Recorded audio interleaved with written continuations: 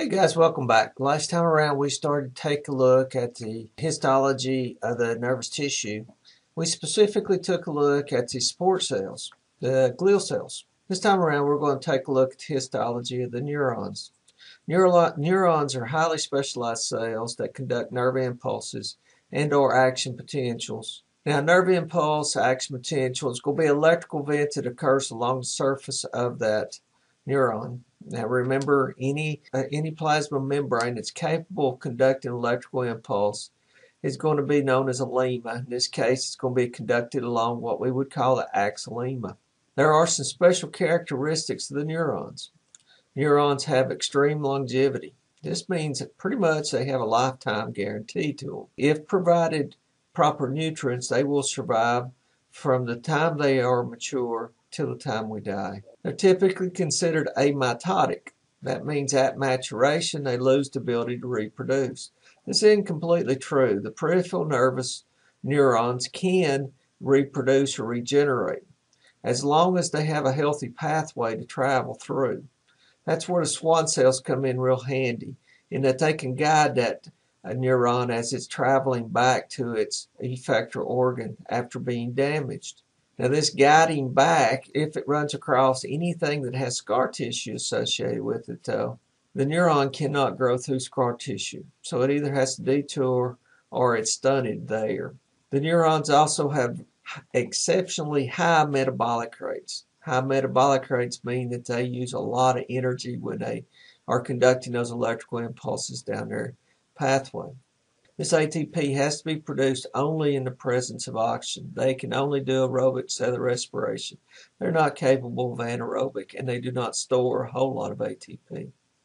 And they typically will use glucose as their energy source. This means that other systems in our body will be starved of glucose during crisis situations, so the nervous system can have that glucose available to regenerate energy.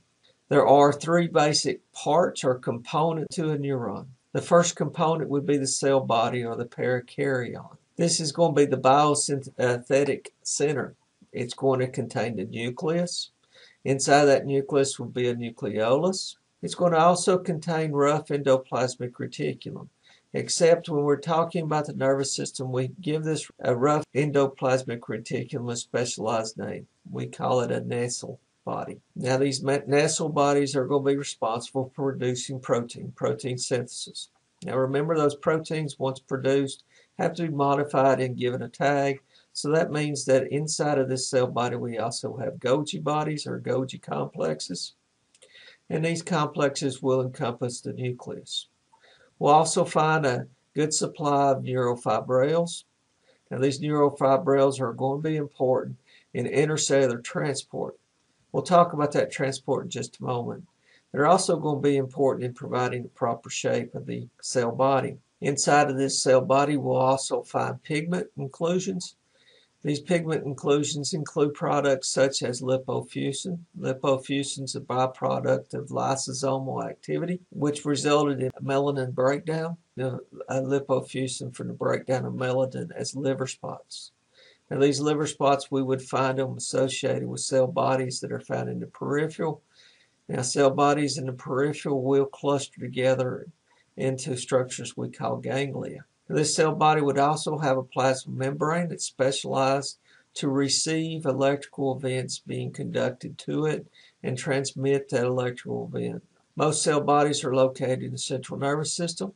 If they're located in the peripheral nervous system, they will cluster together in areas called ganglia. Now, if you take a look at the image that you have here, you will see that the cell body has a number of things projecting from it. The yellow-colored structures, the shorter ones, are known as dendrites. Dendrites are going to be short, thick, profusely branched cellular extensions that may number in the hundreds. They act as receptive or input regions, receiving and conducting electrical signals towards the cell body. Make sure you get this clear early. These electrical signals are not nerve impulses. They are not action potentials. Now, the reason is an action potential, when you measure the electrical events of an action potential, you will see that those electrical events maintain the same strength the full length of that action potential. Here we see with the dendrites that the electrical event actually weakens as it gets further and further away from the receptive end. For this reason, we call these short distance electrical signals graded potentials in the dendrites. The other long cylindrical structure exiting the cell body is known as an axon. Each neuron will have one axon. It arises from the axonal hillock, which is that funnel-like structure, of the perikaryon, and it narrows to form a slender process, usually very long. This axon is capable of conducting an electrical event. That means if there's an electrical event that begins at the axonal hillock, it will conduct the full length of this axon at the same strength. And frequently these axons are very, very long. They could reach from the spinal cord to the tip of your toe. These electrical events are conducted along an axonema. Now remember, a lemma means that it can conduct an electrical impulse. It's a plasma membrane that can. Axon diameter varies, but it is true that the larger the axon is, the quicker the action potential will be conducted down that axon. It is a direct proportional event.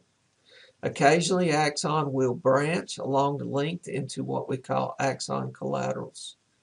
The axon branches profusely, though, at the end, and these ends we call axonal termini. Sometimes they're called synaptic knobs.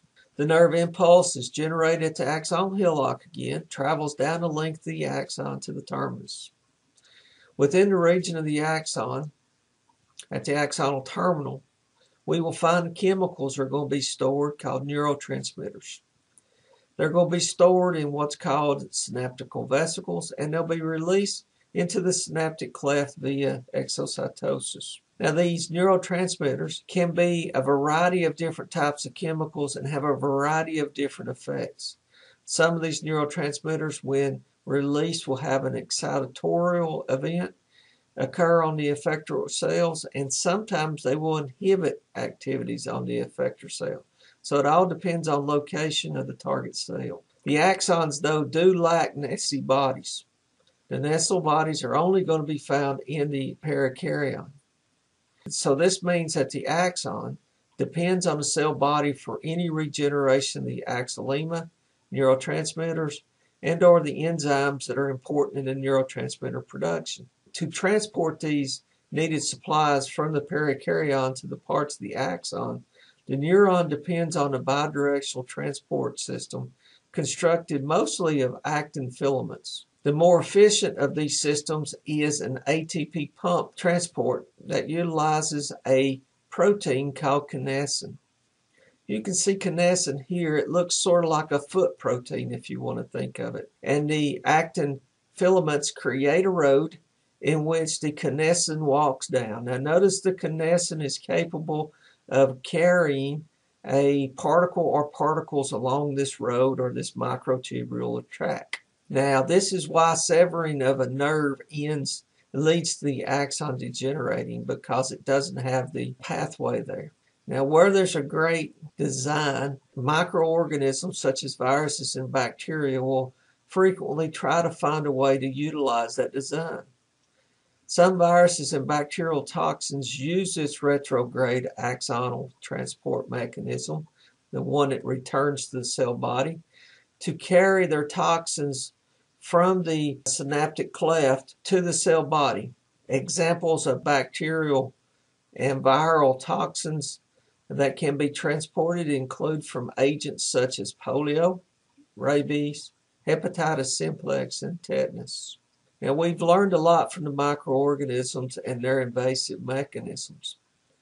So nowadays what we are doing is that we're genetically engineering viruses, taking out the nasty parts in the DNA of the viruses and inserting healthy corrective genes into those viruses and turn those viruses loose to take advantage of the retroactive grade axonal transport to carry corrected genes back to the axons and back to the nucleus. So hopefully we can repair genetically abnormal genes within the axon.